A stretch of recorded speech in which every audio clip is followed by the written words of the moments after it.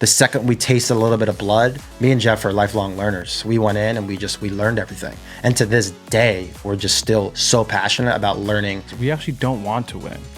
We want to just prolong the game and just play. We don't want to win. And we've had a couple instances where it looked like to the outward person that we won. We hate that.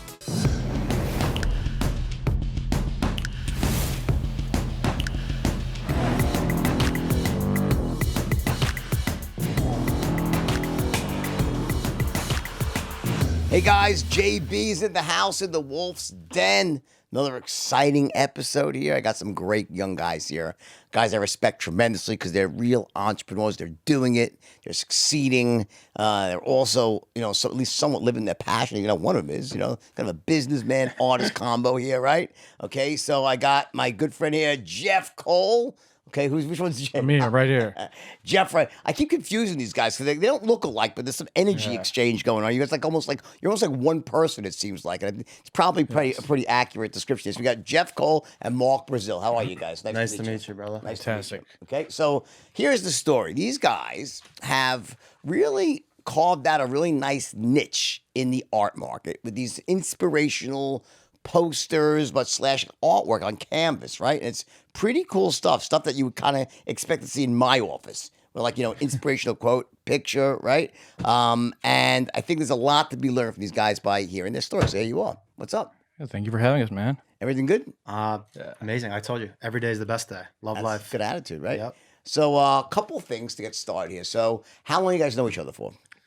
9 years, almost 10, almost a decade. How old are you? I'm 33. I'm 30. Jeff's Just 30. turned 30. Okay. About 8 or 9 years ago, in New York City, I was with this girl, and she randomly told me to meet this designer, Jeff Cole. She went to college with him, and I called him the next day, and we just started working together remotely. Who's the girl? Her name's Amy. She's a girl that Jeff went to college with at University of Was Arizona. she like you do a thing with her? Oh, Amy, come on, Amy. We want to know, Amy. We have to know this, Amy. If it never came out, Somehow it always gets to this conversation. Always. Every time. But yeah. Okay. It was that back then, and You got a picture of Amy, or you're embarrassed? No.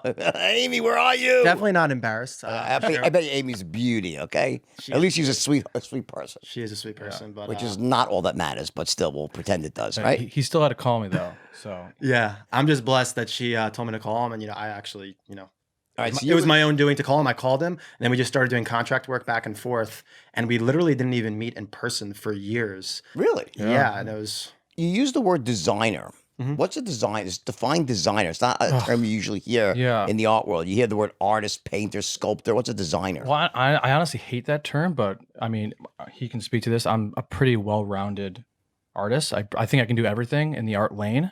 So it's hard to really, pinpoint one thing I can do. I mean, I've done everything. I mean, I've done product design, t-shirt lines. I've done, obviously art, real art, like painting, sculpting, like So you can do illustration, all that everything. stuff. You're like a branding, real, living, breathing, full-blown artist. art direction, everything. Did you go to school for that?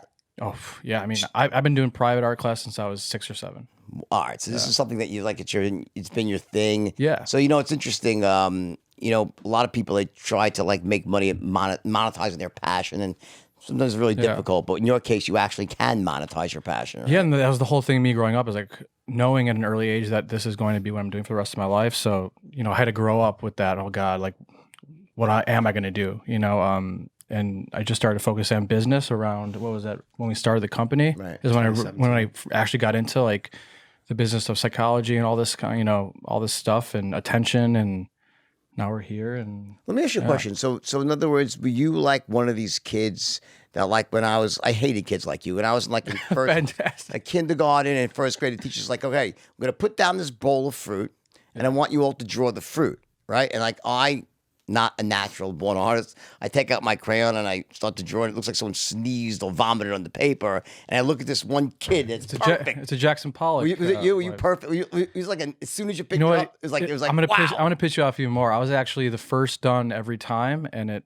was the best every time. So Oh my god! I would be first done, and I would sit back and just watch everyone. Yeah, that was Okay, me. so That was me you growing are- up. So you are a artist. I am to sales. Like from the first Yeah. place, I started selling. I was very competitive. Natural born artist. Okay, that's awesome, right? Very competitive. Speed and talent. That's what I like about him. So he's basically ruined it for me for hiring other designers because they're just slower and the final outcome isn't as good. So he basically ruined it for me. All right, so let's do this. I want to just do this in an organized way. So we're gonna go 2 tracks. All right, I'm gonna go your life up to then you met, your life up to you met, and then we'll cross them together. So let's go. We'll go to you next, right? Yeah. So number 1, okay. So you're this young, obviously incredibly talented, natural born artist, right? So you go to some special schools, you take lessons. Your parents kind of empowered you to pursue that and trained you, right? Classical training. Yeah. After school, my mom would drive me to art school. I don't forgot how many days a week, maybe 2-3 days a week. Always an arts kid growing up. I was doing art fairs at like 10 or 11 years old, selling art. But then my life took a pretty different turn. I went to college.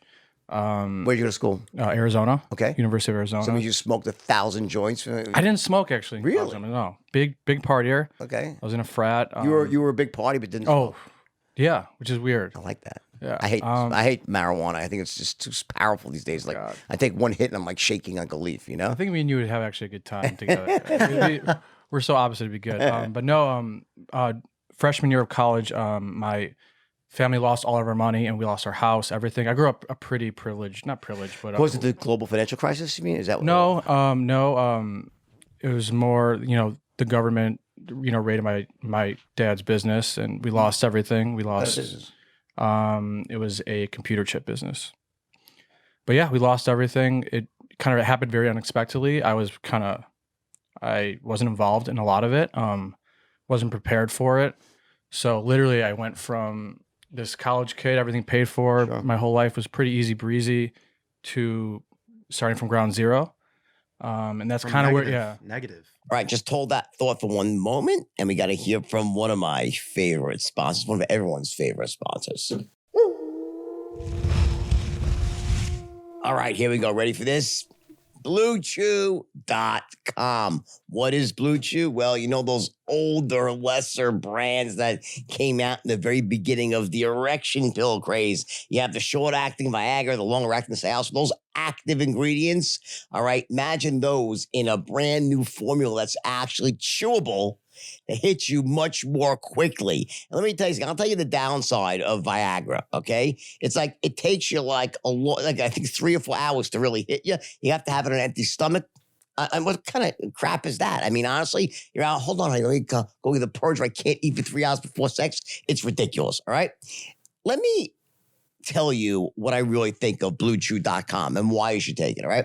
In the past, I've made some jokes. And listen, this stuff makes your dick so hard you can use it to break down a crack house door if you work for the DA. So you're like a batting ram. I said you could knock down the gates of York, like in Braveheart, right? I said even Thor could use it for the handle of Stormbreaker. Instead of Groot's arm, you can use your dick. That's how stiff the erection is.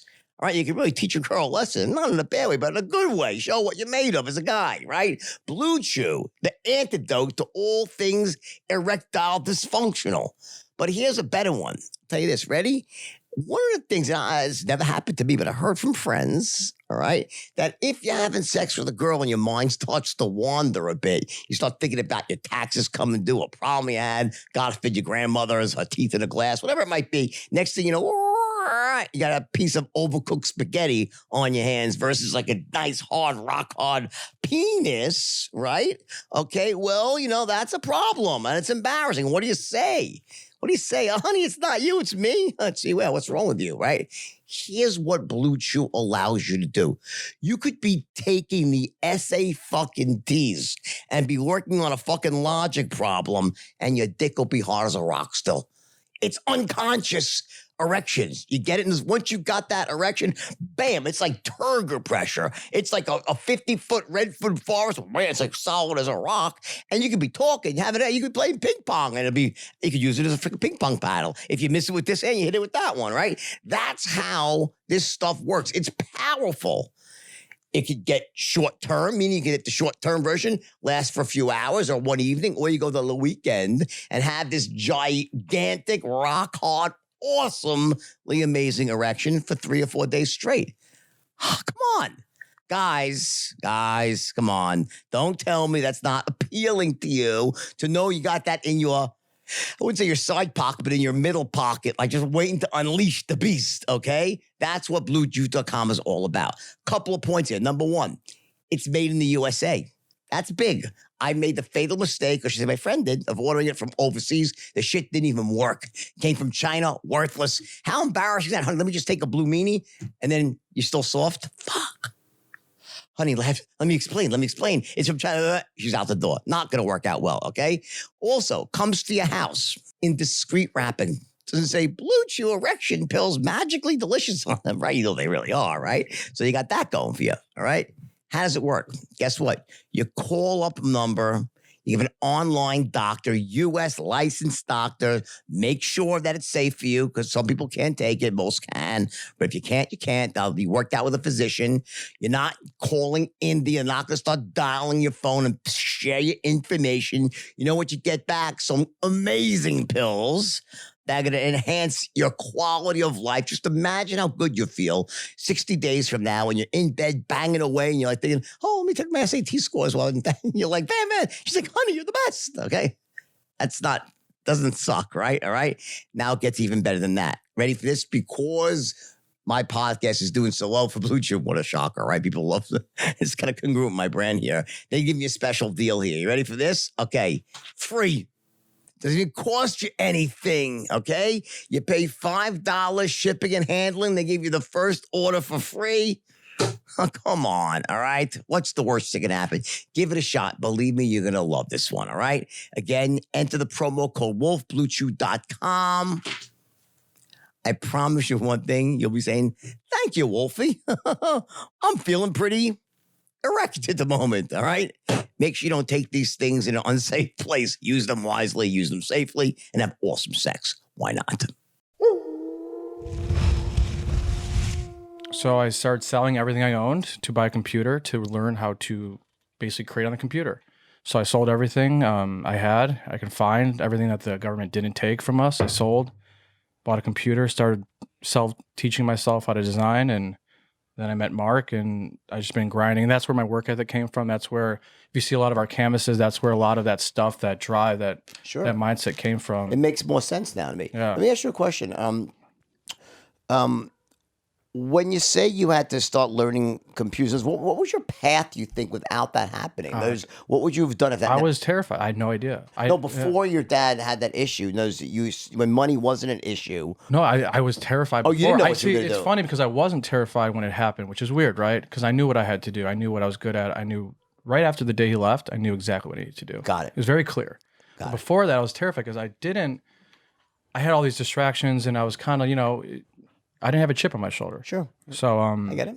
I think desperation brings the best out of everyone. Yeah, I agree 1,000%. Yeah, his back was against the wall, and then 1,000%. So crazy. in some, it worked out. I invented my straight line system out of desperation. It's always like this inspiration or desperation, right? And they both serve as incredible motivators, right? Mm-hmm. All right, so you start becoming proficient in how to use the computer to design things. So essentially looking for ways to monetize this inborn talent you have. Yes, exactly. Okay, great. Yeah. So let's now go to you. You grew up in Long Island, Yes. right part of the world, South Hey. Shore. I'm a North Shore guy. It's okay, you all right?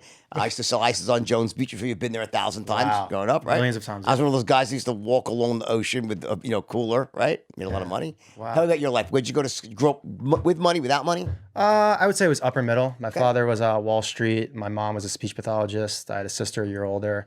I was a big soccer player growing up.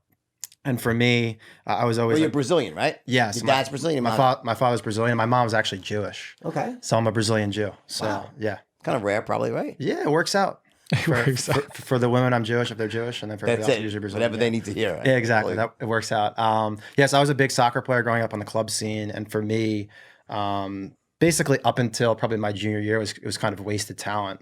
My sophomore year in high You're school, in high school now. yeah, in high school, all of my buddies made varsity, and I didn't make varsity, so I was left behind. And then my junior year, didn't really play that much, and I was this decorated club soccer player. Like we were playing in national tournaments. Why did that happen, though? If you I think my coach didn't like me, and he just knew that there was, another level to tap into. And then going into my senior year, there was a players to watch list, and I was not on that list. And then that was the day I became a man. That was the day that I went absolutely fucking ape shit, and I started working like a madman, kind of how Jeff did when his back was against the wall. And then everything changed for me. I made all kind of that year. The team went as far as it can go. Tons of college scholarship offers, and that's where I really, said to myself that if I put my mind to something, then I can achieve it. So So in other words, you were playing on a club team, which for those of you who don't know is like a higher level than high school for sure. Yeah, for sure. 'Cause my son was a really great player, and also when he was in club, they didn't want him playing. There was almost a distinction you couldn't play because the season. See, on the East Coast, West Coast, the seasons overlapped. Yeah. So there was an issue with that. Anyway, it doesn't matter. The point is that. So what do you think was? Obviously, you're a natural talent for soccer, Yep. but you were a bit cocky. Maybe you didn't apply yourself for something. Exactly. So the coach said, "I don't want that." Even no matter how. What position did you play? I was always a midfielder. Then going into my senior year, I was a sweeper. So I was the last line Got it, sure. of defense. I was a lefty. Okay. Took all the free kicks. Got it. And it was a huge eye opener for me. And it's so wild. There's a few moments in my life that I look back on that like I became a man and I really figured out who I was. And that was kind of like the pinnacle and probably my first 20 years of existence in this world, where I was like, wow, if I put in the work, I know that I can fucking destroy people. And that was the first for me. And you mean that? I think that you mean that in a positive way. course. I know destroy is a euphemism for like just go out there and just Yeah. kick ass and Yeah. just do make your mark on the world, right? Win. Right, and Win. win, okay. Yeah, in some sense. We'll get into that later because I want Yeah. to talk about that the idea of what winning means, right? So in other words, what was it that you think? Let's just digging deeper in like that. How'd you feel inside? Like, were you embarrassed? Were you just disappointed in yourself? Was it about girls thinking less of you? Like, what was that triggered you to Yep. say, you know what, I'm done? Because what this really is about is standards. Yep. You raised your own standard. I'm not settling for less than being the best I can be at this moment, this match. And I think it's really important because, everybody, we all have these defining moments. Mine was when I went out to the beach the first day, Jones Beach, and I made that first big $100 day. And I was like, oh my God, if I work really hard, apply myself, I'll get the result. It just changes who you are, right? Yeah. So what was it in your mind emotionally what made, was it pain, Yeah. disappointment, embarrassment? Tell me. I think it's, for me with everything, it's a combination of things. For me, it's an internal battle and me versus me. And I knew that I had the talent. I wanted to make my family proud. I wanted to make my friends proud. But ultimately for me, I still have a chip on my shoulder to this day. It was for sure a prove people wrong type thing. Like I have on my wrist $3,500. I was told I wasn't worth $3,500 a month By who? about 3 years ago, my old partner. And I literally look at it every single day. So for me, I still operate off proving people wrong. And, some people say that I'm not angry at anybody, but it's just something that I harp back on. And that list said that I was not one of the 20 best players in the county. And I knew I was. And then everybody knew that I was not labeled as them. So for me, it just was like, I need to prove them right. I need to prove myself right. I need to prove my family right. I'm very close with my mom, and my mom has, imagine growing up, I didn't go to school on Fridays. My mom was driving me to everywhere. She invested all this time, all this money, all this sweat. And then to see me not reach my full potential in the eyes of what the system said was for me, like, I need to prove my mom right. So I just went absolutely apeshit. And my work ethic, that's when I discovered my work ethic. So I think, try this on for size, right? I think you're far more complicated than you're giving yourself credit to. And there's, like you're saying that, I was out there just to prove everything. I think I'm sure everything you're saying is true, but I bet is also like, that's like, a pain-based motivation system. Yeah. Screw it, I'm in pain. But I bet you also, I don't want to put words in your mouth. I'm just wondering where, because you don't have a chip. So you don't strike me as a guy that has a chip on your shoulder. I don't like people with chips. You don't have a chip. See, to me, you seem like a driven guy. Yeah. And you demand the best from yourself.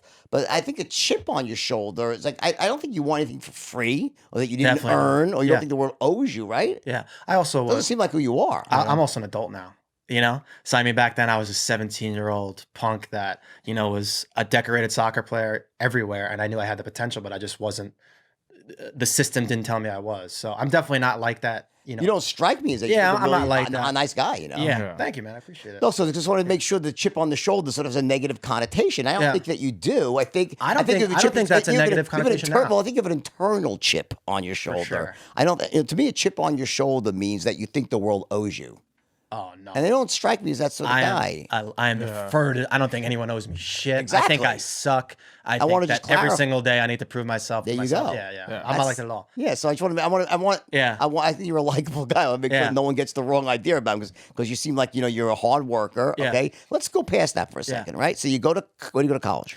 University of Delaware. And do you play soccer in college? I did, and then I ended up quitting and not playing. I didn't like the guys. It wasn't really my Okay. thing. I very early on, so right when I got to school, we had freshman orientation, and they tell us about this 3-strike system. 3 strikes, whether it be a noise violation, an open container, you get kicked out of school. Me being, I came from East Meadow, which was a town next to the really rich kids, and then I don't even know what the Like the adjective 5 is. pounds, like- yeah, it's kind of I was a blend, so I had people of all different, let's just say, all shapes and sizes. Let's just say that. And so I get to school, and they said this 3-strike system, and all the other more conservative people were probably like, "Wow, I need to be careful." This is the criminal justice. Yeah, and at that point, I was definitely a drinker. I was a big alcohol guy, and I go to school. I had a fake ID. My roommate was on the football team, and these girls that lived across the hall from me asked for a 30-pack of beer. So they gave me $40, and up until then, I had drank Bud Light, which the 30 packs were like $25. Go to the store, and I discover Milwaukee Best Light and Natty Ice. The 30 packs were $8. I go back, and I go, "Here's the change," and they go, "Keep it." So right then and there, that's when I became an entrepreneur. I was like, wow, I just made $32. Nobody wants to take the risk, and they don't even care. So what happened the next day? I went to the people next to them. And then the next day I went to the people next to them. I did the whole first floor, the whole second floor, the whole third floor. And I created this whole entire... To be the guy that can go out and get beer and market it up. Exactly. And I like that. and it literally became an alcohol and liquor ring. And then it became a point ring. where literally I outsourced it. My mom had to ship me my soccer bags. And then I had other people bringing it from the car into the building. And I'd be on the top floor watching them and managing it. And this was a 3 or 4 month ring where I made like pretty good money for a young kid. Tell me to define good money. Over $15,000 at this time, which was Over what? $15,000? over a couple months. And this was, Okay, that's and this was, I mean, I was a young kid Sure. up until then. That's great. And then I had a beer pong tournament in my room. I ripped down the doors, and the resident advisors came storming in, and they basically gave my first strike and threatened me. So it stopped then, but it was right. It was right then and there that I started figuring out that Isn't it amazing the decisions the young adolescent brain makes? Yeah, right? You know, what could be wrong with ripping the door off and having a beer pong tournament? ironically enough, I ended up leaving school with 6 strikes and not getting kicked out. So, Okay. so that system is flawed. And why was that? I found a way out of it every single time, but it was noise complaints, open containers, a bunch of random bullshit. But I Well, think, was it like 3 strikes and you'd have to go in front of some board? Of yeah, like, you had to take like classes and shit. It was all bullshit. All right. Anyway, But so now you graduate in what year? I graduated in 2009. It took me 5 years to graduate. 2.2 GPA. I was not a school guy. Okay. Let's just leave it at that. Okay. And did you study did you learn anything in school that mattered in your life except for social interaction? I didn't say you learned social stuff, but did you learn any courses that were relevant to know?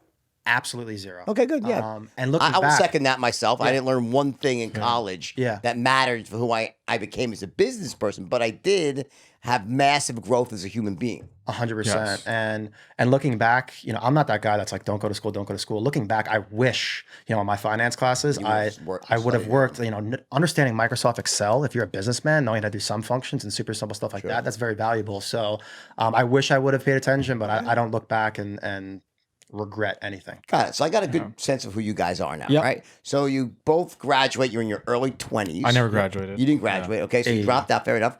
And so did you start trying to make money before you met him or did Mark? Was the business your first business for you with him, or you already had started stuff before you met Mark? No, I did. I think right when the thing happened with my family, I tried to learn how to make logos. I just tried anything because I knew the money would stop coming. Little contracted t-shirt design. Yeah, It was like nothing 2009, 2008. 2008. Yeah, Okay. 2008. Yeah, around then. Yeah. All right. And so now, what year did you guys actually meet? I would probably say like 2000, 2011. 2010, 2011 is when I actually met him in person. I flew to New York, and we met for the first time. It was funny. I still remember like what I was wearing and everything, and like how weird it was to actually meet him finally. So we went through, both of us went through a ton of shit, just shitty businesses, shitty jobs, probably all the way through probably our mid 20s. But I mean, I look back at those, and those are things that made me the person I am today. Give me an example. One example was I sold eco-friendly and energy efficient lighting and windows. I would get really shitty leads, and I would literally go into people's houses, knock on the door from Compton to Beverly Hills to the Inland Empire, and then I would literally try and sell them $40,000 worth of product. I'd sit in their house for 5-6 hours. But for me, this was paramount in me. I'd always been, a strategic guy. I understood people, sales. I was always good at that at the core, but it started kind of what you do is you can teach a good sales guy how to systematize the sales. you have a structure in your sales. So for me, I went into these houses, and as opposed to just being me and doing it, the system it was called FORM, Family, Occupation, Recreation, and Money. I remember this from fucking 8 years ago. Go in, talk to them about their family. Where are they from? What do they do for work? The occupation. What do they do for fun? Recreation, money. Do they have a lot of money? Do they have a little money? Do you need to finance them? Can they pay in full? So I literally, and this is where I was just eating shit, man. I'd drive 240 miles to the Inland Empire and knock on people's door, and nobody would fucking pick up. So, this is when I had almost little to no money. I was miserable, but I was forced into situations that I never would have put myself in. Up until that point, I was just hanging out with who I wanted to hang out with.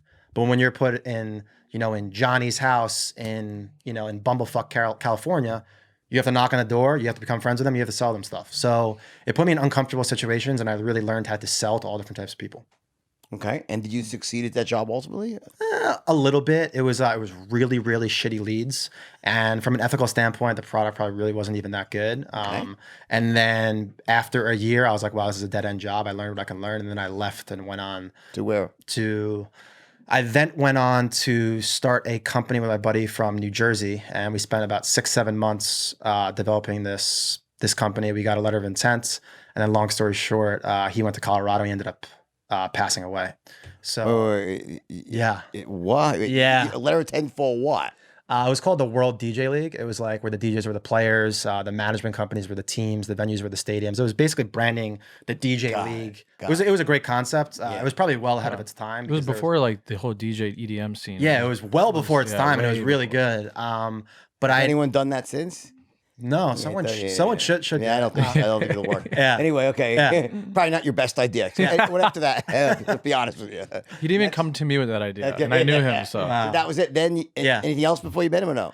Then I was eventually a CMO of this hat company, Melon, which is premium hats, and that's where I brought on Jeff to be the designer, and then he ultimately moved to California. Got it. About 3-4 years ago, Okay. and then we started plotting on our own shit. yeah, that's You where it were all working kind at the hat company. Yep. As a salesperson. I was the CMO, then I did sales, but it was a mix between marketing and sales. Okay. And now, as this is happening, right? What are you doing over these years? You get out of you drop out. Yeah. What are your jobs before you? I was actually surprisingly doing pretty crazy stuff up to then. So I was getting like art director jobs and getting these jobs that you have to have like 10 years of experience for without a degree and just making a portfolio in my basement for a year. So I bought the computer with all the stuff I sold. Right. And I built a portfolio and I was shopping it out and I was getting actually really good interviews and I was getting these jobs that were way out of my league. So I was wasn't feeling the corporate life. I did that for a little bit. Like is this, you talking about like designing like logo designs and Yeah, like package design. I had a friend, Cheridini Designs. It's an old friend of mine from back. It's a very big company by now. I actually lent him money back when he was like 24 to start his design company. And he worked for big companies and designs their logos, their boxes, their sort of, it's not advertising. It's they'll work with advertisers to do designs, right? So is that what you're doing? Yeah, it was. It was for this tobacco company, and I had a huge office. Like I'm a college dropout working with. I was the youngest person in the office by like probably 10 years. Right, but your talent just shined through. They hired you because you're talented. And they fired me because I was working on freelance stuff. I was so bored. I would finish everything, and that would take me till next Monday. I would finish it the same day, and I had nothing to do, so I would start working on other stuff. So what were you making about ball? I was making 50,000. Okay. Which was great for Young kid, just for being 21, 22 years old, no degree. All right. And and this is when you guys crossed right here. Yeah, he was doing contract work for the hat company. And you guys, did you hit it off right away? I think with me and Jeff, it's just I think at the core of it, we're both really hard workers, so there's always respect there. What happened in the beginning? You met, you had a conversation. No, just literally, we didn't even meet in the beginning, and we literally were talking on Gmail chat. It was a year, right? For years. For years. Probably 2 or 3 years. Yeah. Every day, Gmail. So you'd say, I need this, and he'd say, here's that. Yeah. Yep. Contract back and forth 1099 for a couple of my companies, and then he was 1099ing for Melon, and then eventually I was going to my partners. I was like, you need to bring this guy on. He moved on.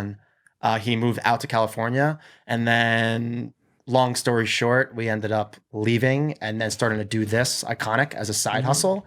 And then it just exploded fairly quick, and we were like, fuck this, man. We got to do this on our own. All right. So how are you doing it? Were you making good money at this company? No, I wasn't making Great. a lot of money. I was actually managing an artist on the side and making more money doing that. And that's kind of where I found that hole in the market, as I mentioned. So I was always this guy where, I was always a big reader. I worked really hard. I knew how to talk to people.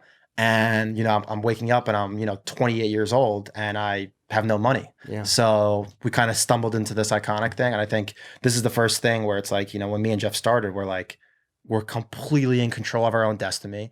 We both work like fucking savages. All right, stop. Let's stop. Yeah. Iconic. Okay, Yeah. let's start. Let's dissect the whole thing here. Yeah. What exactly is iconic? Iconic is direct to consumer, affordable art. So it goes from $70 to $750. Let's put some iconic art up here so we get a sense of what we're talking about here. So is it all art that's like sort of motivation based art, or is it any type of art? It didn't start like that, but now it's kind of become our identity. And it actually all started when me and Mark started to talk about ourselves. Yep. And I was like, wow, you guys actually have a crazy story. You guys are actually living the canvases you're putting out. Yeah. So then we're like, oh, damn, like they're right.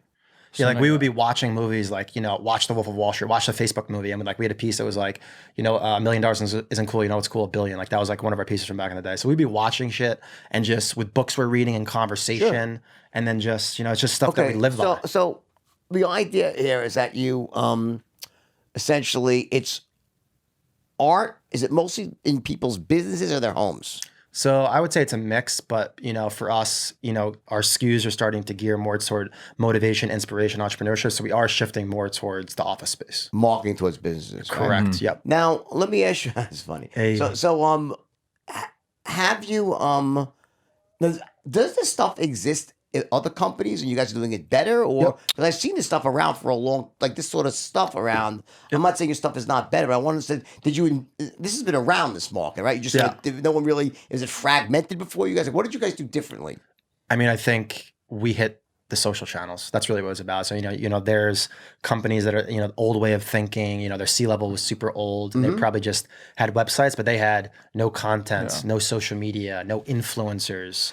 So for us, it was, we were the first direct-to-consumer art company that aggressively marketed and story told on social media, predominantly Instagram. Yeah, but we were also taking those very cheesy and corny, motivational, inspirational posters and turning them cool. So that's what this is what I'm seeing. So I guess, right. So what I'm saying is, I don't think it's just, I think you actually, your ability, your talent, right?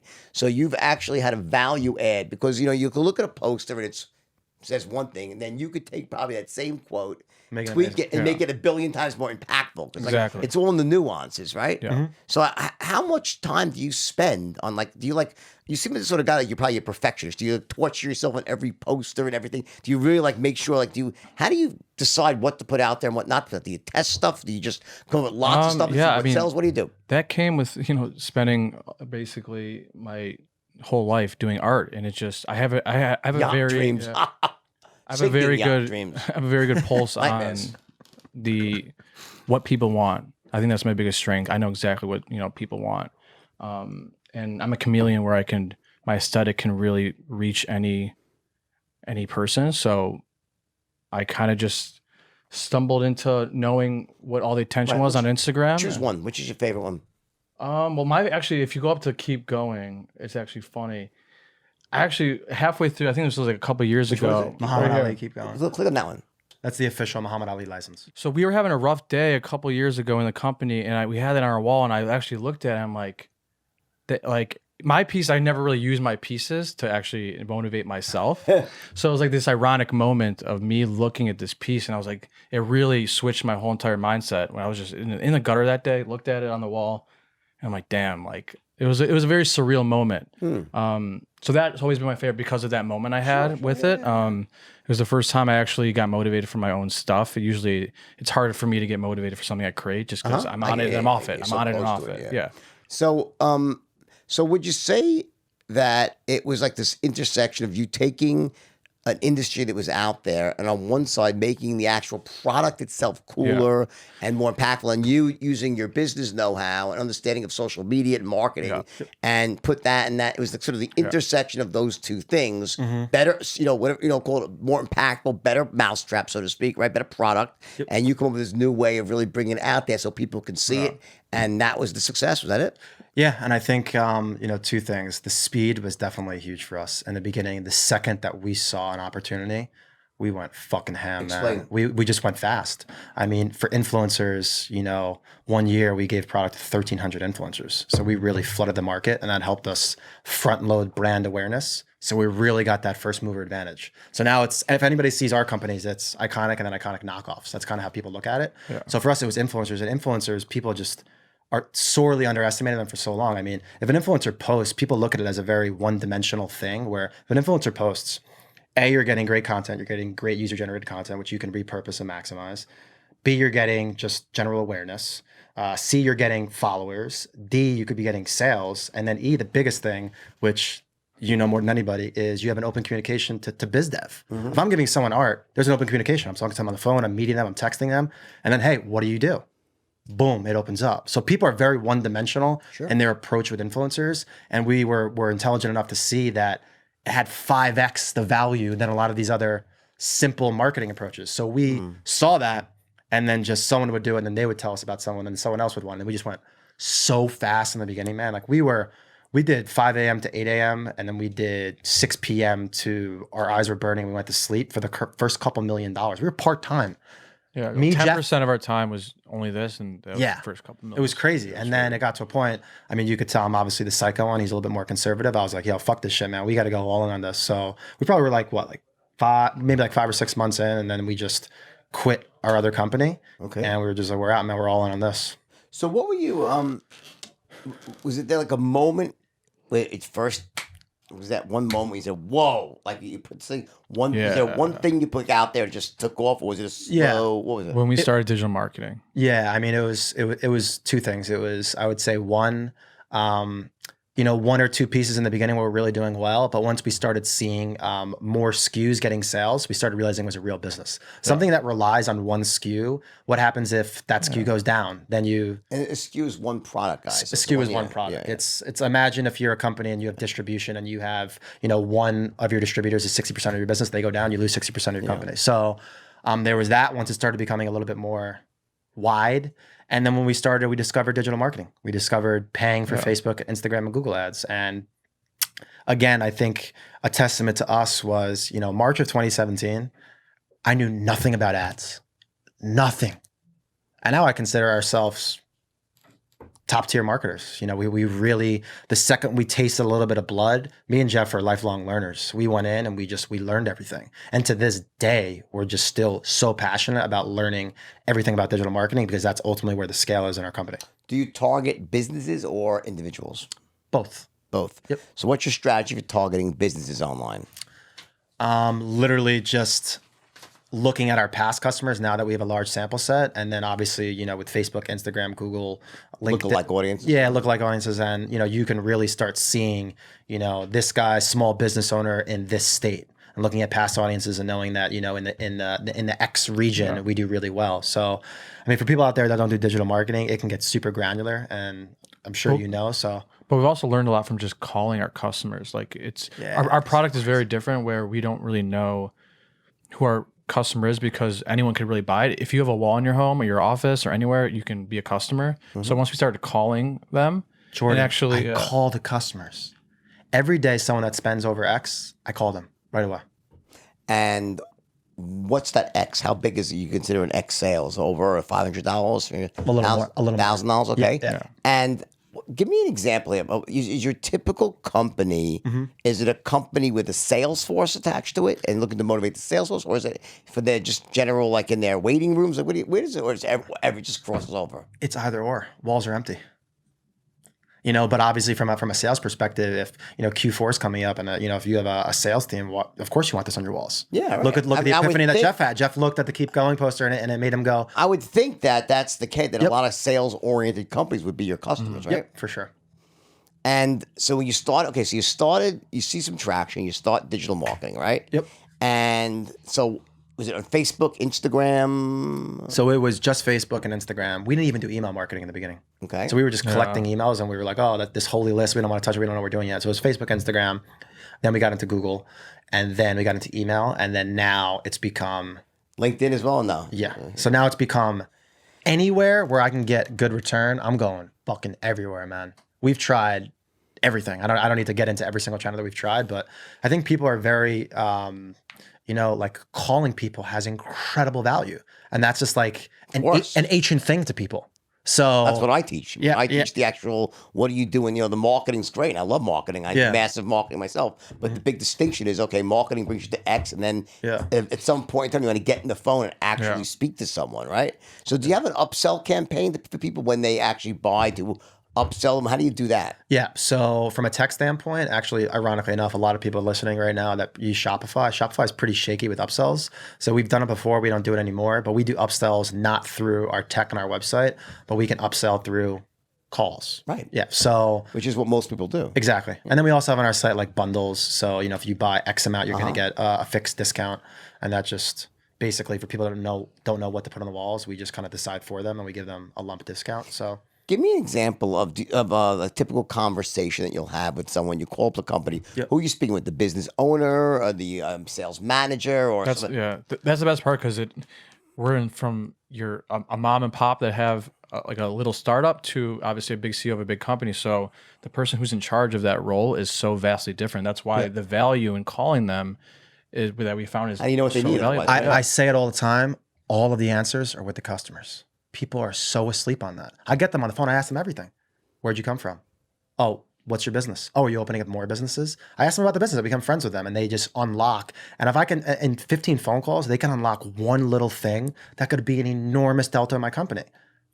I thought that the CEO or the assistant makes the decisions. And now I'm starting to see in certain pockets and certain job sectors that the controller makes the decisions. And I'm starting to see these patterns. I'm starting to see how long the sales funnel is. So it's really just, they tell you fucking everything. And when you call and you're just like, hey, I'm Mark, I'm the owner of Iconic. Thank you so much for supporting us. Man, you fuck people up. Right. Like imagine you calling people. You're gonna fuck me up if you call me, man. If you're like Jordan Belt, you know what I'm saying? So like when you're calling, you develop a real relationship with people. Sure. And I think people taking that personal touch, that's dead. No one does that. Like I don't mind saying it on camera because you know what? No one's gonna do I it. couldn't agree with you more. And the people that are gonna do it, you know what they're gonna do? They're gonna quit. They're gonna stop. That's what doing I it. teach people. Yeah. In other words, I think, listen, smart businessmen, understand this. What you're speaking to is really this difference between sales and marketing, right? And when you have those two together, it's incredibly powerful. And also relationship building. In other words, not looking at a customer as just being a one-shot deal, lifetime value, building 100%. long-term relationships, gathering in real intelligence. You're trying to find out what they need and fill that need. So then do you ever design things like specifically for companies? They'll say, we like, no, it's more like, Jeff, he hates me when I do that. It's really bad. It sets a bad precedent. we want something that says, yeah. Well, it doesn't build brand equity. Right. So for me, I'm a little against it. But And then you get that one guy and then he posts it and then, my homie will be like, oh, you do this custom for I them. want 3 of those. And then it just becomes like, and then they're like, oh, it becomes bad. How do you see this company in 3 years from now? Where do you see it? I see us growing. I see us pushing the message, the authentic message that me and Jeff live and bleed and die by, which is, work hard, be a good person, and you can achieve anything you want in this world. And right now we're just an art company, but we're getting into more product mediums. So we have toys coming out next year. We have a book coming out next year. So we're starting to get into more product mediums. And ultimately, we're not an art company. We're an idea. Tell me what your company looks like. Describe the way. How is it? Is it in it doesn't look like yours. It's very small. Yeah. Tell me. Yeah. So I would say, and again, Jeff has become much more business savvy, but I would just say Jeff leads obviously the creative. I lead the business. Our content team is big, photo, video, animation. It's big there. And then we How many people? Ballpark. 6 people. Okay. And then I would say the rest of the internal team is a mix between project managers, assistants, and operations. Okay. So doing a lot of the intermediate work. Mm-hmm. And then just brought on a CFO. And then our digital marketing team is a unique partnership we have with somebody, but that team is very high level. It's a team of 8 or 9. Okay. So it's really that outsourced. Pseudo, a little bit in, a little bit out. It's a very unique situation, but big digital marketing team. And then the internal team is really just creative content, and then the overarching strategies and stuff like I handle. in terms of how does it work? Just explain that. I don't really, art's a funny thing. So what's it seems like it'd be a pretty big margin on this stuff, wouldn't it be? Yeah, I mean, the one big thing is, when we came into the market, it was an unsaturated market. No one was in it. It was other people were in it, big companies, but they weren't in the distribution channel that we were. Sure. We were talking on Instagram and nobody else was talking about Yeah. it. And now, I'm sure everybody listening right now has seen these rip-off companies just ripping our shit off. So the margins are there, but our cost to acquire a customer has obviously gone up. But ultimately for us, we were smart enough to invest in brand early. Sure. Is that your biggest cost, marketing?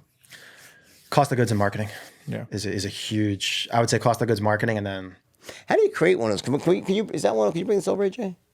This is really cool. I mean, The Stratton Open Lion right it's here. awesome. This thing is beautiful, and I got a cat out here. I love cat. I have a Love cat. My cat. wow, you're a cat man? I got a cat that's in love with me. The neighbor. Yeah, it's a long story. Is that the one that was roaming around outside? Yeah, he's the awesome Bengal. It's amazing. Looks like a little tiger out It's there. unbelievable. So, this is the Stratton Lion. Look at this mind. Look at this guy. Beautiful. Love this thing. That's beautiful right there. That's for you. So, you created this. Yep. How do you do this? What's the process for like Well, I mean, the hardest part is the idea, the concept, obviously, but the execution really is clever, by the way. When you really actually look at and dissect it, you know what it means. yeah. Really, really. Clever. And actually, what he kind of mentioned it before, but the real challenges we're having, or I'm having now, is my passion project is how do I teach this to kids? Because kids don't know what mindset is. So a big thing we're doing is how do we take our messages and our brand DNA and get kids to kind of resonate with it as well as adults. So Wait, right here, I like that. The Stratton Lion. So let's go through that. So in terms of you have a passion now, right? For how do you Yeah. get children to understand the power of mindset? Yep. No, so kids don't know what mindset is, right? So I had to really think like, what would kids understand? How would I explain mindset to kids? And so I was having a lot of trouble. So I'm like, creativity. Creativity is the same thing as mindset, but kids kind of know what creativity is. So what we're doing now is taking our best SKUs and we are kind of remixing them to explain to kids to have that, that right mindset. Almost Kids at what age? The same when you say values. Kids, what's the age? I'd say 5 and up. Okay. Yeah, if you can read, I guess it's. Right. I guess which is the reading level. What 5 years old? I'm not sure. Neither of us have Yeah, children. me and him are terrible students, but that's the cool thing is I was so bad at school and I hated school so much that now I want to redefine education in kind of in our eyes. We have a lot of cool concepts coming out that are kind of like a fuck you to at least my education and how I grew up. I was terrified of test taking. I hated school. I didn't go to a lot of classes. I failed a lot of my classes. So for me, it's a passion of mine to kind of redefine it because it's so broken right now. And it's not confined to art either. We're going to get into more Yeah. mediums and just we're basically just speaking through products. That's really all it is. So now you guys are partners with Gary Vee, right? Correct. Gary Tell me Vee- about that. Gary Vaynerchuk and Scooter Braun. Long story short, with Gary, they reached out for Jeff to do branding for Vayner Sports. Jeff did it. They asked how much. We said 0. Just gave value first. Gary 101, any smart businessman 101, you give value first. Waited 6 months. I hit my contact at Vayner Sports with a super simple, impactful email. Hey, what's up, man? We're Gary Disciples. We follow all his content. Here's our last 6 months of revenue. Would love 10 minutes with Gary. I get a text message, screenshot that in a conversation, screenshot with Gary. He goes, set it up next week. Meet him at Beverly Hills Hotel. It's supposed to be a 15-minute meeting. He's a fucking savage. Calendar invite is 15 minutes. We go there. 15 minutes turns into 45 minutes. Really hit it off. And he's like, yo, I fuck with you guys. You guys should come to New York next week. We go to New York next week. We end up staying with him in a music studio till 2 o'clock in the morning. And he's like, how can we work? And that deal, that conversation was happening the same time that we were kind of engaged with Scooter Braun. And Scooter and Gary had never been in business together. Both East Coast guys, both New York Jets fans. So we were like kind of talking to both of them at the same time. I was like, yo, why don't both you guys come in? And then a little negotiating here and there. And now we're here. So they make an equity investment in your business? Correct. And what percentage do they own of the business? We don't talk about that. Okay. Yep. Fair enough. the best part, though, Gary actually didn't even know we did that for him until after the deal was signed. So, What? Like the style guide, the branding, everything. Yeah. He found out after we signed the deal. So it's just funny how things work like that. He just the value wasn't even get it. needed almost. Interesting. So tell me about, so how is that partnership with him positively impacted your company? Everything. Tell me. You are who you align with. That's the whole game. But specifically, though, I mean, give me mean, an example of how. I mean, we have have you leveraged off of his resources? Yeah, I mean, first things first, I don't think it can go unnoticed that I think Gary's one of the smartest businessmen in our existence from a psychology standpoint. I think he understands things that people don't see. And for us, every time we meet with him, I always leave that meeting and there's one thing I take out of there. There's always that one little nugget, and then immediately we put it into our business, and there's real value. And for me, we're always on a search to find more things to help our business, to improve ourselves as humans and as businessmen. So just, I mean, specifically, like, something like, has there been something like where, like, an obvious thing would be him actually as an influencer putting his stuff on your, on his Yeah, so right? I have a created collaboration, I created a collection with him. It's an amazing collection. I should bring that up. It's good. It's probably my favorite thing I've ever designed, just because I actually got into business through him. So I had a special bond with the collection and his his sayings and best quotes. So And that has done very well. yeah, very well. So if you want to talk about very hard value, I mean, we have a collection with him. I think right now it's 6 pieces. Yeah, the the next first one. the next 3 pieces are coming out soon. And I mean, we created a whole entire line with him, videos. We were on his podcast, and there's been an insane amount of residual effect off that. I mean, he brought in a flood of new traffic, which now on the back end with retargeting, we're obviously doing very well with. So I think just advice. We have a collection with him.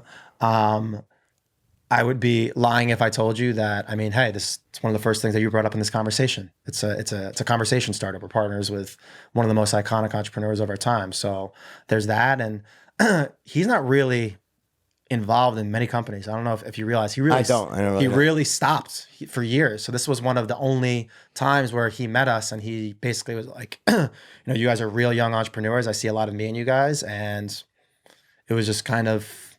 And there's just a lot of synergies. So for us, the collection, overall general knowledge, and then he's got a great team too. We've become really close with his team, and they've helped us from a system standpoint. We've implemented a lot of their systems into our internal Systems, operational systems, or marketing systems? I would say content-driven systems. Yeah. So creating content to disseminate out there to sort of raise brand awareness? Yeah, I would say, I think Gary's kind of like the leader in pushing creating content specific for distribution channels. So you create different content for Twitter that you would create for Instagram. So he really pushed that down our brains, and I mean he gives that free value out to the world. So our internal and post-production team now creates content specific for channels. So that was something that he really pushed us to do. And Give me an example. no, if you go on Twitter, it's more funny stuff. If you go on LinkedIn, it's business driven stuff. If you go on Instagram, it's aesthetic driven stuff. It's So, entertainment. yeah, so everything is different for the channel. So our guy is going to look at this. Our post production guy is going to look at this. And when you're talking about Amy and if I had sex with her, that will go on Twitter. That would be the funny stuff. LinkedIn, the business driven stuff will go on there. So it's really just Poor about. Amy, she just I don't know why I just brought her back up. And famous. just put the pop We love Amy. It pops into my head. What is Amy doing now? We don't know, actually. Does anyone know? What Amy's She doing? gets the Facebook happy birthday every year. That's it. She's probably married with kids. Who knows what Amy's doing at this point? Anyway, okay. So, all right. So your business is booming. We say it's booming, doing great, growing like crazy. Yeah, we're ecstatic. I mean, it's for us. It's just Biggest challenge you face seems to be that all the knockoffs, right? Oh, nope. yeah. I don't think so. Tell me. People. People, meaning People is the whole game. Finding good people. Oh, it's a challenge. Find good people to do of what? course. To do what? Anything. To do what, though? I mean, anything. Any single one. Finding good employees and team members So is for your company. exactly for our So company. give me an example. Like, where are you struggling with that right now? Everywhere. I think that people, when you find good people and they have integrity and they work hard and they're talented at what they do, we see a lot of value in that. And those are people that we're going to do what we need to do to make sure that they're happy. We help them find and realize and execute on their dreams, just like they're helping us execute on our dreams. So I think that LA is a pretty shitty place, to be honest with you. And it's just for us, when we find someone that's a good person that has talent. Yeah, it's a pretty small team. So if you're coming into our company, it's almost like a little. It's like you're in the family. It's not like. Let me restate that. I don't think you guys understand. So I'm looking for specifics. So you've struggled Yeah. in the past. Like you mean like what type of position have you been having trouble finding the right person for? Because it's a very common. The reason I ask you is Yeah. because you're not saying something I haven't heard from many times before from other people and myself. It's Yeah. true. What you said is true, but I'm looking Yeah. to find out from your perspective, where have you struggled with this? I think the biggest struggle is finding people on the content side that understand psychology. So finding people who can help create more No, stuff just or more postings. guys that can look at content and they can understand where that content should live. So okay, I guess so. Yeah. People that are on the marketing side of the equation. High People- EQ, high yes, EQ. high EQ where marketing meets creative. Got it. That is very, very hard to find. Like someone like you have world-class EQ. Clearly, you're a savvy motherfucker. Like to have that and then be able to design or edit photos and videos, very rare. So I guess what you're saying is that the people that you really need to grow are those that can sort of look at your business and say this marketing should be in this channel, that should Yeah. be in that channel, and that's tough to find for you. That's tough to find for everybody. And I think people are just starting to really understand how important. I think business is all just a psychology game. Psychology and sales, psychology and marketing. It's all about, getting people to buy into whatever you're trying to sell them. So I think you can say content in relation to psychology, but I think it's psychology in relation to every single position. So let me ask you a question: do you think that's a skill that's learnable, or is it something that either they have it or they don't? Have it, they don't. Yeah. So that intuition of just what. I hate when people are like entrepreneurs can be taught. No, they can't. Do you think salespeople can be taught? Yes. Different skill, right? The entrepreneur. I know what you're talking. I know, Entrepreneur. you're talking about archer. See, because you're right. Because sales is like a tactic or a Yeah. strategy. You're talking about an inborn just a sense. I'm talking about the guy that gets the $32 in change from selling the beer and goes, fuck, I can make some money. I'm talking about the guy that's on the beach that day then you made $100 selling these licenses. You're like, man, I can't fucking wait till $101, $102, $110. The guy that just wants to keep going and going and going. It's got to be, I think the other thing that people is the obsession. You got to be fucking obsessed with dominating. Our team, we live in our fucking office. Right. I love this shit. I love winning. Jeff loves winning. If you're not obsessed, we don't want you. We want people that are obsessed with self-dominance and helping our brand be dominant. Do you consider what you're doing work? No, This is a joke. It's a joke not right at now. all. And that's why it's funny. We had a Shopify podcast. You guys are very honest. I can see. Yeah. See, I'm glad you're giving me authentic. I can know when I smell bullshit. Like I had this guy Grant Cardone on my web. He was just giving me such bullshit about. Like I asked him, "Do you like?" Oh, it's work. I hate it. I'm like, you can't see. It's listen. When you have a business like you do, right? Yeah. Either you're in love with it, it's part of who you are, Or you stop. or it ain't going anywhere fast. Yeah. You know what I'm saying? Yeah. So you guys give me the right answers. Let me ask you a more important question now. All right? So it seems like you have like a lot of this stuff like really figured out, and some stuff like everyone else you're figuring out on the fly, right? If you had to point to one thing in your business that you think you could be doing better right now, what would that be? I would say more. Just the word more art, more content, more marketing, more people, more. And we're in the process of doing that. I think right now we're in a world where you're never going to get attention at this price. Everything is cheap right now. Influencers are cheap. Marketing is cheap. Like Facebook, you're seeing the prices are going up. Marketers kill everything. Facebook was really cheap 3 years ago and it's getting more expensive, more expensive, more expensive. So people are moving to the next channel. So for us, it's more about, like I told you, when I see blood, I go for the kill. Instead of going with a gun, I want to go with a fucking bazooka. You know what I'm saying? So I just want to employ more resources faster. So for us, it's, people, when we bring on a new employee, like there's work.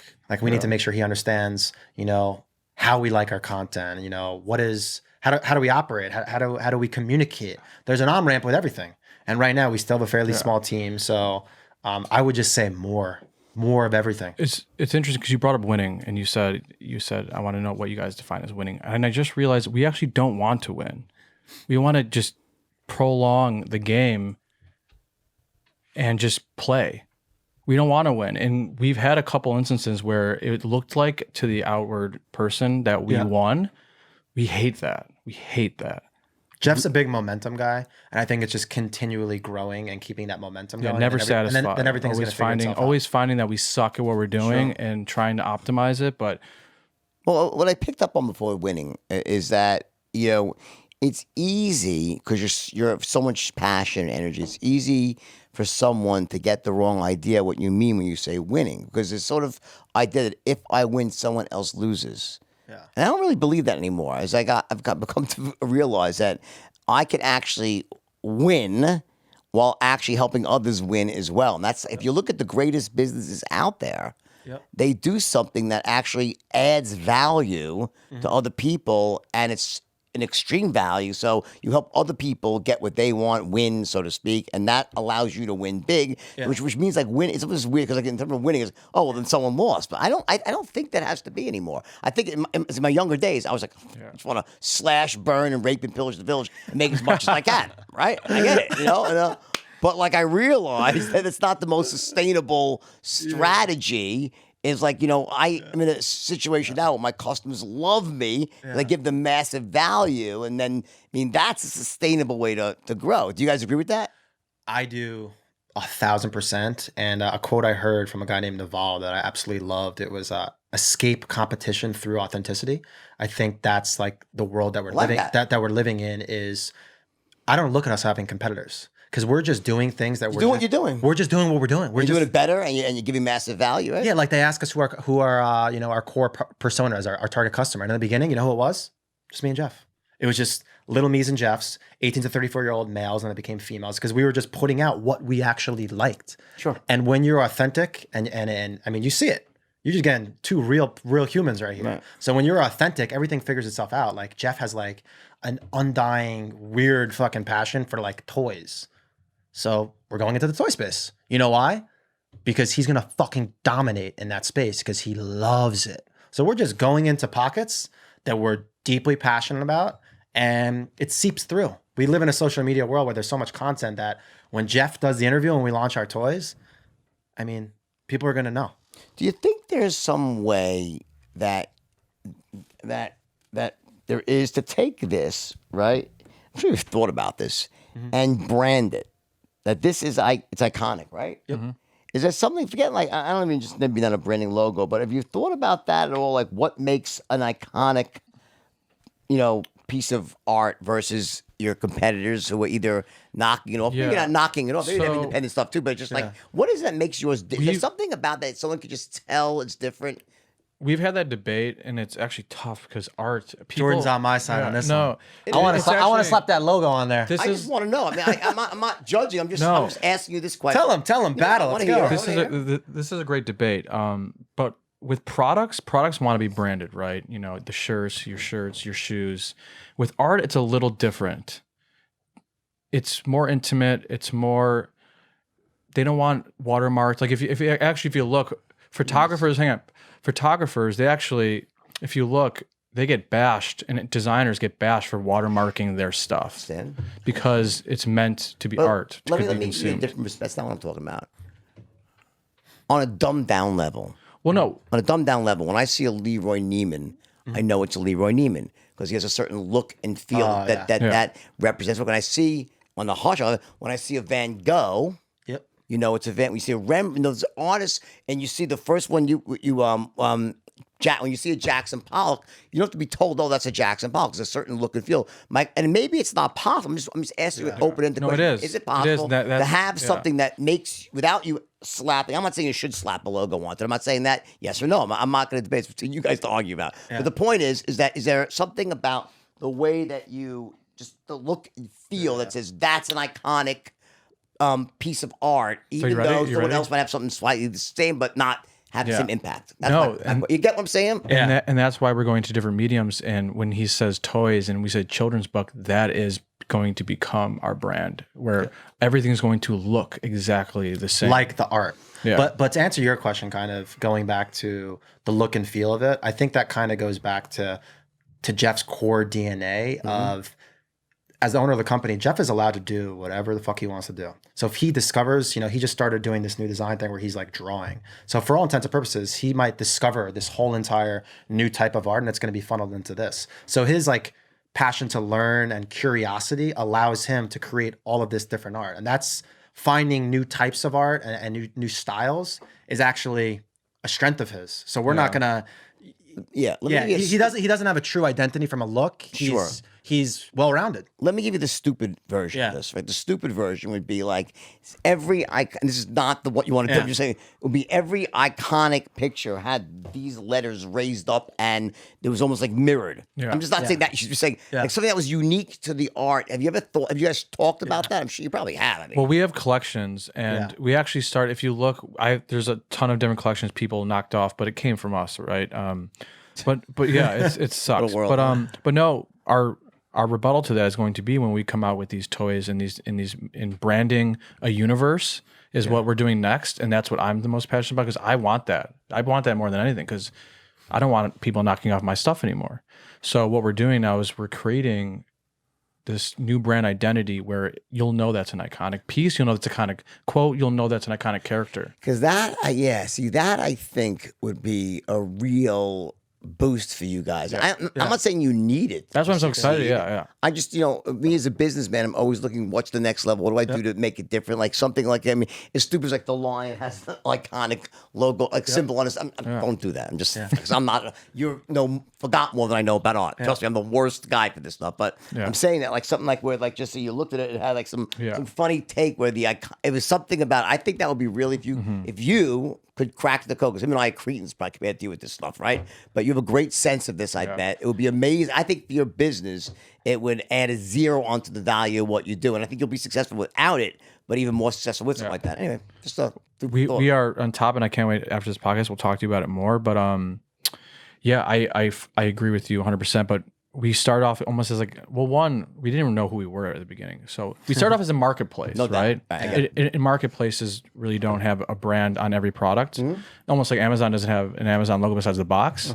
But to your point, that box shows up in my house 8 times a day. It's driving me exactly. crazy. But you will be seeing it soon, and that's what's kind of reinvigorated our passion is to develop exactly what you said, so we can actually become bigger than just our logo and what we sell on our website. So More than just art. For you. yeah. Listen, you guys are number one, living your passion. Both of you together, right? And it seems like you really, got your head on straight. So I wish you massive, massive success. I really do. Thank you. Yeah. Any question you want to ask me? Oh my God! Wait, sell that art piece. Sell this off, please? Yeah, sell this art piece. Oh, boy. Don't put him on the spot. Well, okay. You got to pay me to sell on the. No, actually, I get one of the interesting things. I always have these commercials. So if you guys want me to sell this art piece, right? Okay, you got to pay me because I get paid to sell stuff. So on this podcast, you know what the funniest thing is? Yep. I have commercials. I do, right? Because I make money because I'm giving value, right? People love the commercials as much as the podcast because I actually go into like I make it funny and I sell, I oversell. So I actually oversell as a joke, right? And so if I was gonna do this, I would actually oversell. I'd say, "This is you put this on your wall. You don't even understand what's gonna happen to your life. Your sales force." That's what I would do as a joke, though. I'm saying so. If you listen to the podcast, I make it really funny. But here's what I'm gonna do. I'm gonna give you guys. I have 2 books here. I got a question for you too. What's your question? So I'm gonna give you guys signed copies of this book. Oh, my This is man. a sales guys. You should buy this book. Let me sell you this book. No, I want to give you. Who's got a pen? I want to. I want to know what is the biggest misconception about you? About me? Ooh. Well, I think the biggest misconception about me is probably one of time, number one. That because the movie came out in 2014 and just keeps going and going and going, it's a culted, right? People think like I did this stuff like last year or 3 few years ago when I did it like 30 something years ago. My kids are full grown. In other words, so I think a lot of it, we're like, oh, that guy, how can you trust a guy like that? I'm like, I was 23 years old, right? Yep. And and there are some people probably who are probably breaking the law themselves and defraud. Those are the ones that typically can't forgive because anyone else who is rational, as an open heart, understands life. People make mistakes, and you judge people based on how they redeem themselves after they make mistakes. So I love the haters, by the way, because I think the haters drive engagement, right? 100%. But I think the biggest misconception is one of time. That that what happened, happened like 5 years ago or something, versus it happened when I was very, very young, and that's one aspect. The other aspect is probably that and this is I understand why in the movie to save time. they sort of made it seem that like I just literally like I went down to Wall Street as an idealistic young kid. Can't we make like in the opening scene? Can't we make our clients money too? And Matthew McConaughey goes, "Nah, you can't." Right? And then next scene, I'm snorting coke in a strip club. That did not happen. That was the de-evolution of the human spirit took like years. So that was like, so I didn't go from being this nice, good. idealistic kid next to let's rip their eyeballs out. You know what I'm saying? And nor was it ever even like that. So it wasn't. You never would get up. In the movie, they made it seem like I get them and say, "Guys, let's rip their throats out, like and lose the customer's money." That never ever escaped. I would say let's rip their throats out because once they own the stock, they're going to make money. Yeah. Now, I'm not even trying to say that my intentions were good, but no motivator, no sales trader in their right mind would ever say, "Hey, guys, let me show you how to lie, cheat, rob, and steal." Yeah. You don't motivate. People want to do the right thing. So if you're trying to motivate a sales force, right? Don't motivate your sales force by telling them to go rip people off. No one would ever do that in a million years. So the scenes in the movie where I'm like, let's sell them the shit afterwards. Yeah.